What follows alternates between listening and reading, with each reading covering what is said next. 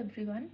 आज हम एक बहुत इंपॉर्टेंट टॉपिक कवर करने वाले हैं। Unit 1 commerce business environment. The topic is regional economic integration.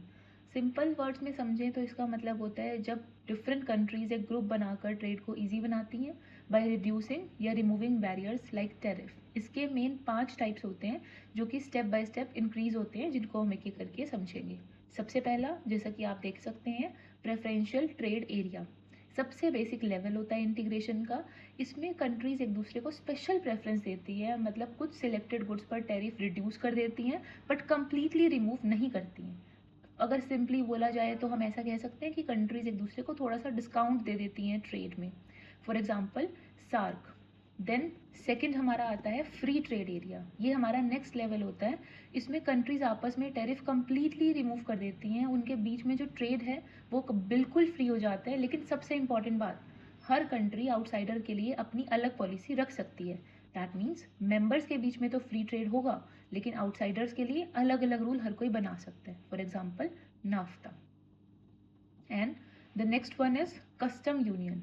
ये बेसिकली फ्री ट्रेड एरिया और उसके साथ साथ जब एक एक्स्ट्रा फीचर हमारा ऐड हो जाता है उसको हम बोलते हैं कस्टम यूनियन। एक्स्ट्रा फीचर्स क्या है कि यहाँ पे आउटसाइडर के लिए आपको सेम टैरिफ पॉलिसी जो है वो अप्लाई करनी पड़ती है। सिंपल भाषा में अगर एक्सप्लेन करें तो फ्री ट्रेड एरिया तो होगा ही होगा, उसके साथ साथ हमें आउटसाइड कंट्रीज़ के लिए भी सेम रूल्स बनाने पड़ेंगे। For example European Union. Then next level है हमारा कॉमन मार्केट। इसमें गुड्स ही नहीं बल्कि लेबर और कैपिटल भी फ्रीली मूव कर सकते हैं, मतलब लोग दूसरी कंट्री में जॉब कर सकते हैं, पैसे को भी इजीली इन्वेस्ट कर सकते हैं। गुड्स के साथ साथ लोग पैसा भी फ्रीली मूव करते हैं। फॉर एग्जांपल यूरोपियन यूनियन इसका एग्जांपल है।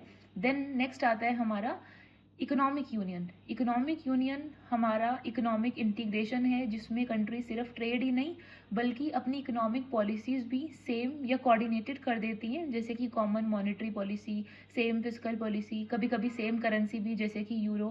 दैट मीन्स कि कंट्रीज ऑलमोस्ट एक इकोनॉमी की तरह काम करती हैं and European Union is the example of it. And then last stage is political integration. इसमें कंट्री सिर्फ इकोनॉमी नहीं बल्कि पॉलिटिकल पावर को भी शेयर करती हैं। कॉमन इंस्टीट्यूशंस होते हैं जैसे कि पार्लियामेंट, कोर्ट भी दोनों का सेम है। जॉइंट डिसीजन मेकिंग, दोनों सेम डिसीजन मिल के डिसीजन ले रही है कंट्रीज।